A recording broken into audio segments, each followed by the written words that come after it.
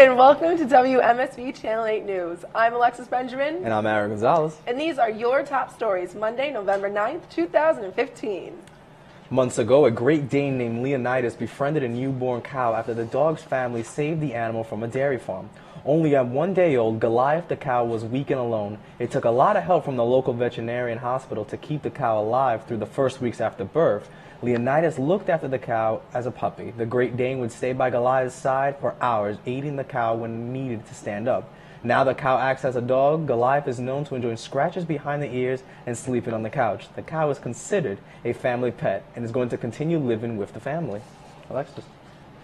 Parkour enthusiastic James Kingston has recently climbed nearly to the top of the Eiffel Tower without the use of ropes. Starting at 1 in the morning, he and his friends managed to avoid the Eiffel Tower security and began the climb. When the daredevils reached the top of the tower, they tried to use the staircase to get down, but security noticed them and began searching for the stunt junkies. They hid in the top of the tower until the early morning when the tourists began entering the building. They managed to make their way down the stairs only to be caught by security. After 6 hours of questioning and investigation, they were released with no charges. This is unbelievable. Like, first of all, like, that's incredible what they just did right there. But I can't even leave my house without someone noticing. And yet these guys can climb up the Eiffel Tower. And like, where do they hide out? I mean, this is crazy because like, were they just like standing like, oh guys, we're clear for now. Let's wait 2 more hours. They had like they probably watched a Kim Possible episode and just got inspired. They were just like, call me, beat me. I can do this. She can do it. I can do this right now. This is terrible. A 436-foot steamship named the Hydrus has been found after 102 years. The ship had sunk in the Great Lakes during the storm of 1913, which has been named the White Hurricane. The boat had been transporting iron ore before the entire crew perished in the storm. David Trotter, a longtime treasure hunter, has been searching for this specific boat for the past 30 years. His team has only recently discovered the ship, and the location will be revealed after his team has thoroughly searched this remarkable find. Alexis. Up next is the weather with Quincy Adams. I'm Alexis Benjamin. And I'm Aaron Gonzalez. We'll be right back after this commercial break.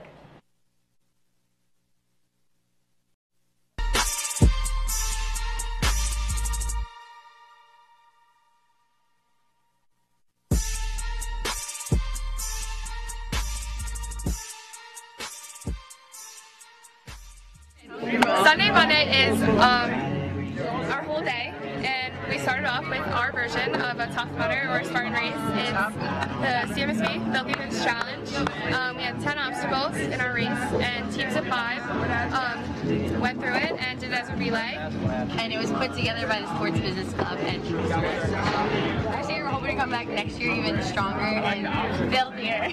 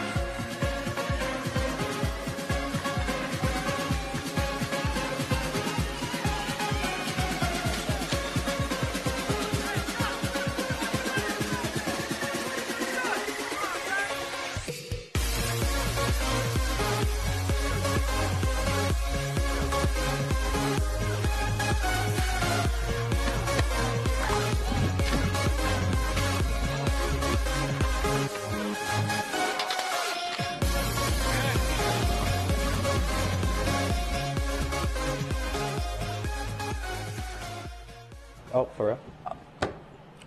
Welcome back, guys. I'm Aaron Gonzalez. And I'm Alexis Benjamin. And here is the weather. Quincy, what you got for me today? Ciao. Today we have a high of 60 degrees with some clouds, while tonight will give us a low of 51. Tomorrow we'll have a high of 59 with some light rain. So get out your umbrellas and a low of 46 degrees. Wednesday will continue with some light rain at a high of 60 degrees. Wednesday night will be going down to 49 degrees. Thursday, there will be some rain showers throughout the day, going down to 46 degrees as low. As on Friday, we'll clear up to the 59 degrees, going down to 47 degrees as a low for the night. That's it for me. Weather, I'm Quincy, catching you on a Friday for more up-to-date news. I feel like this weather is a trap. because we are in, and I say that with all respect. It's just, I feel we're going to get that harsh winter. I'm telling you guys right here, right now. You might get it. You don't know. We don't know yet technically. It's funny because I'm I've been still looking at the maps and everything, trying to figure this whole out. and I'm tracking it too. They said that our winter might not be as vicious as everyone might think, but at the same I time, don't think it is. You don't think so? No, because look, we've had such bad weather. Like last year, the year before, it's always been horrible around this time. You it's know, you not. should actually be lucky, okay? Because I'm being I'm nice not right now. complaining. You should be very lucky because right now the weather's going We're good. lucky, right? but No, I'm not Mother complaining. Nature's like, people have enjoyed this weather. Hey, to shake things up now. We'll be catching weather. We'll be catching it very soon. I was nice enough. Here you go. Here's some snow. Oh my goodness. I'll get it soon. I'm not ready for snow. Do you want snow? No, not yet. I want snow Christmas week. All right. That's when it can start for me. Well, we'll wait and see then. I'll see you guys later. Okay, then. Thank you, Quincy. Stay tuned for more news coming out after this commercial break. I'm Aaron Gonzalez. And I'm Alexis Benjamin. We'll be right back.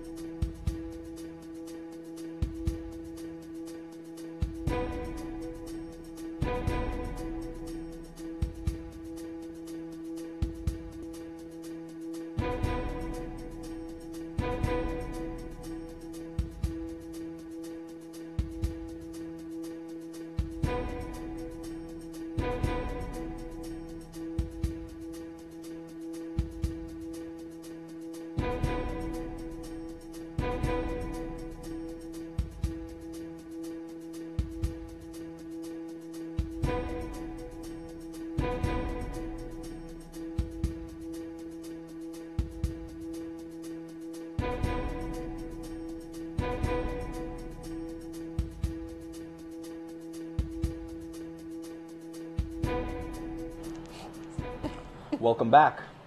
A shooter killed a 43-year-old and wounded 2 other men in a substance entrance near Penn Station Monday morning. The shooter had not been captured, but 3 men were fleeing the scene of the shooting near the intersection of 35th Street and 8th Ave in a silver vehicle around 6:15 a.m. Responders found the dead man on the steps of the subway entrance with a gunshot wound to the neck and the other victims on the street. The gunfire critically wounded a 45-year-old man who was shot in the neck and abdomen. The other men, 48-year-old Ed Torres, was shot in the first and leg. First responders rushed to both men to Bellevue Hospital. The deceased victims is being withheld until the family is notified. Alexis. A 47-year-old woman from Massachusetts received the surprise of a lifetime after visiting the hospital. Judy Brown had gone into Beverly Hills Hospital complaining of a pain in the abdominal area. Doctors proceeded to tell her she was actually going into labor and delivered a healthy baby girl. 1 hour later, Brown assumed her stomach getting bigger was a sign of aging and menopause. Brown has been married to her husband Jason for 22 years. This is the first child the couple has had together.